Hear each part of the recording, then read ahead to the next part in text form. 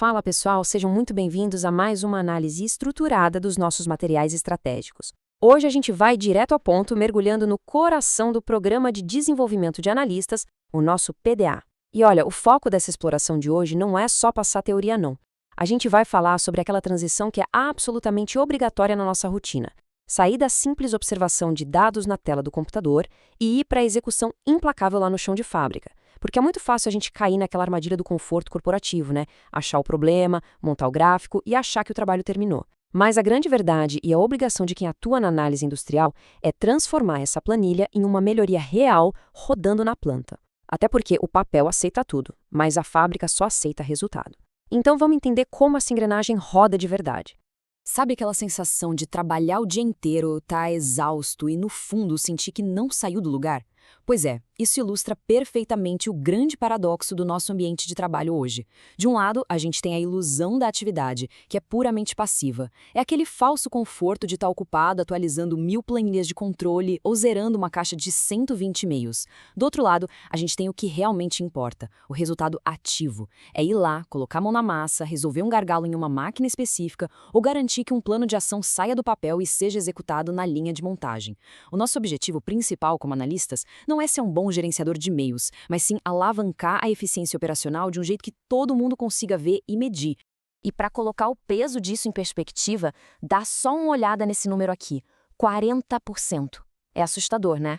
A neurociência de Stanford explica muito bem como a nossa capacidade de execução vai pelo ralo quando a gente não foca.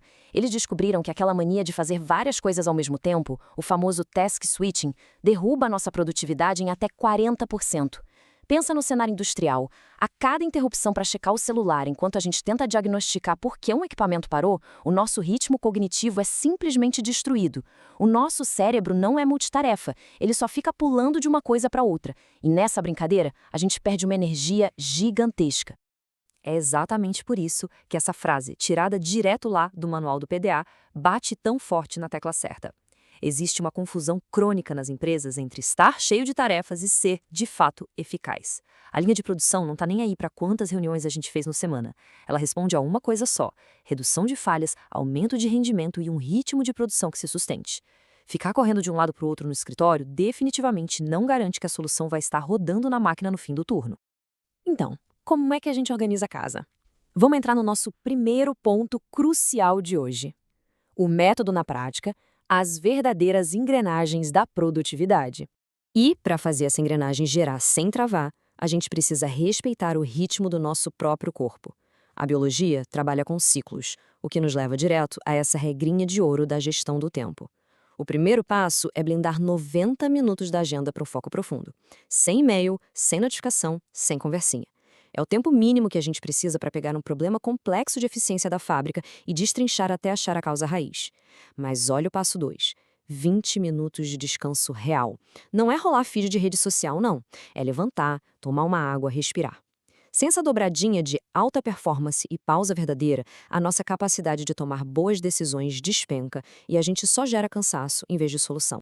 Aquele bloco de 90 minutos existe justamente para viabilizar isso aqui, o chamado trabalho profundo. A gente está falando daquela concentração absoluta, ininterrupta, que gera inovação de verdade. Sabe aquele trabalho que nenhum robô ou sistema consegue automatizar? É isso.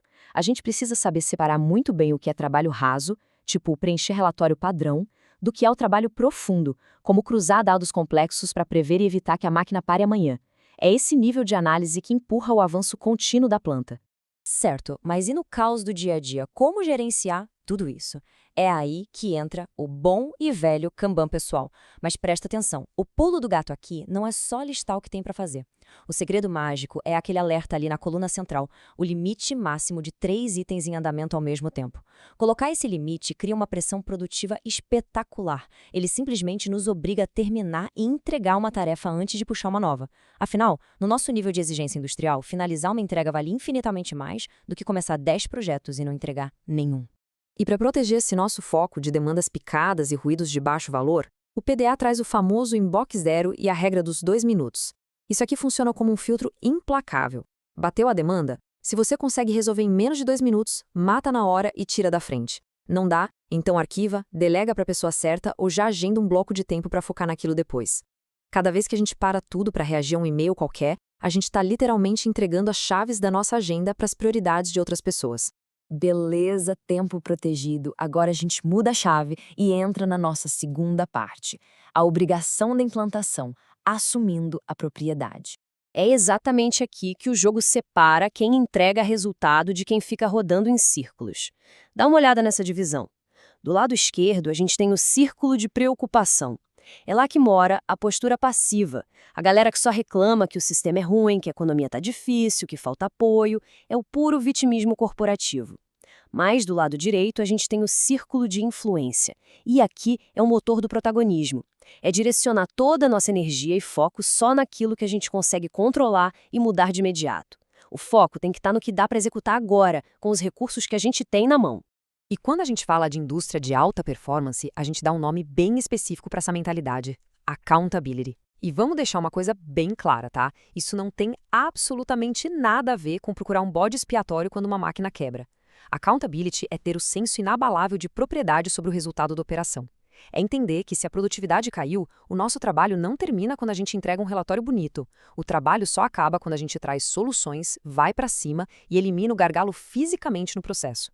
O que nos traz a uma das constatações mais duras de toda essa nossa análise. Vale a pena repetir? O papel aceita tudo, mas a fábrica só aceita resultado.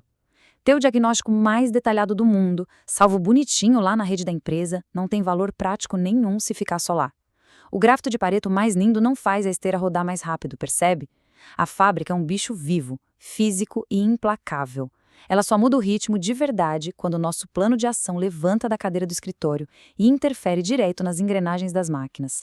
Para garantir que a gente tenha essa disciplina todos os dias, vamos para o nosso terceiro e último bloco de hoje, o checklist de saída, rituais para resultados. A verdade é que o sucesso de uma implantação depende desses pequenos rituais do nosso dia. Se a gente controlar os primeiros 15 minutos da manhã para blindar as 3 grandes prioridades do dia, a gente já ganha o jogo do foco. Aí, lá no finalzinho do expediente, a gente pega os últimos 10 minutos, atualiza o Kanban e limpa a mente para não levar a pendência para casa. E na sexta-feira, 30 minutinhos de revisão semanal. É como fazer a manutenção preventiva da nossa própria produtividade, ajustando a rota para as metas que realmente importam para o negócio. E aterrissando no chão de fábrica, esse é o checklist definitivo, a nossa métrica sagrada de fim de dia. Número 1, o diagnóstico numérico está bem feito? 2, a galera da operação, quem realmente vai lidar com a mudança, foi ouvida e comprada para a ideia? 3, o plano de ação foi de fato fisicamente implementado lá na área? E 4, a gente já mediu o resultado que essa mudança gerou? Esse ciclo completo é a rotina de quem entende que o verdadeiro analista tem que sujar as mãos para fazer a roda girar. Para fechar essa nossa exploração de hoje com chave de ouro, eu quero deixar essa pergunta ecoando aí na cabeça no fim de cada expediente.